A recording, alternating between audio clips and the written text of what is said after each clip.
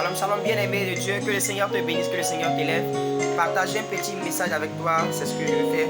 Alors, la Bible déclare dans le livre de Jean 3, verset 16, que Dieu a tant aimé le monde qu'il a donné son Fils unique, afin que quiconque croit en lui ne périsse point, mais qu'il ait la vie éternelle. Frère, je vais te dire que le sacrifice du Seigneur n'est pas un sacrifice vain. Alors, toi qui as accepté le Seigneur en toi, arrête de vivre comme si Jésus n'est pas mort pour toi. Il faudrait que tu commences à changer ta manière de marcher avec Dieu et que tu considères véritablement le sacrifice de Dieu, parce qu'il a souffert. Si on t'emmène à la croix, tu prends le chemin que le Seigneur a pris et tu te fais vraiment lapider, tu te fais insulter, tu te fais toutes sortes de choses que tu peux imaginer avant d'être vraiment, je sais pas quoi.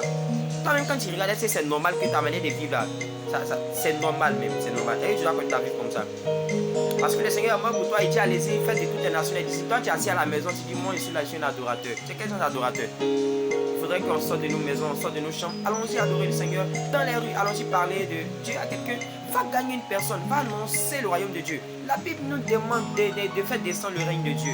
Le Seigneur dit lorsque vous dites notre Père qui est dans les cieux, que ton règne vienne. Parce que Dieu ne règne pas encore sur la terre. Dieu veut régner, mais c'est au travers des enfants de Dieu. Mais si tu ne te lèves pas, si tu ne te laisses pas utiliser par le Seigneur, comment le règne de Dieu viendra-t-il? Le règne de Dieu doit descendre, frère.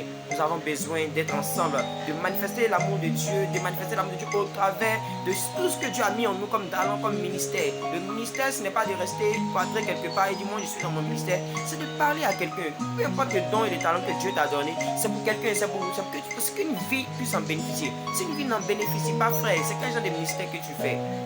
Nous devons élever Dieu, véritablement. Moi je t'aime, tu le sais. Je te porte dans mon cœur. Et mon cœur bouillonne d'amour pour toi, Jésus. Tu es mon yaya.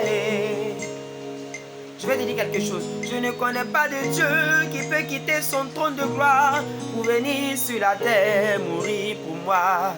Je n'ai jamais vu de Dieu laisser toute sa richesse pour venir se faire pauvre pour moi, pécheur. Non, qui peut faire ça? Dis-moi, qui peut faire ça? Toi qui m'écoutes, qui me suis maintenant, qui peut faire ça? Si tu as un nom à me proposer maintenant, qui peut faire ça? Moi je ne connais pas de Dieu comme lui, alors qui peut faire ça?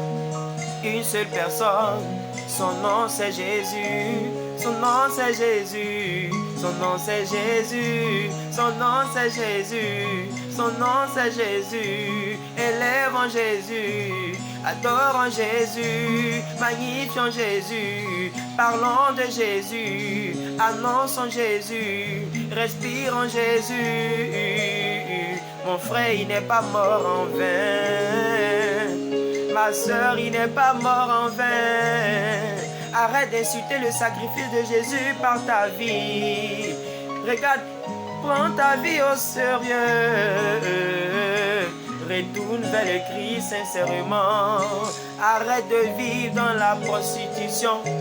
Abomination. Arrête de marcher dans les nkunku. Les critiques, c'est vrai, c'est bon, faut arrêter, ça t'apporte rien, mon frère. Jésus est mort pour sauver des âmes. Oh, répandons-nous, acceptons Jésus réellement, nous chrétiens. Oh, qui peut faire ça? Mourir à la croix pour moi, qui peut faire ça?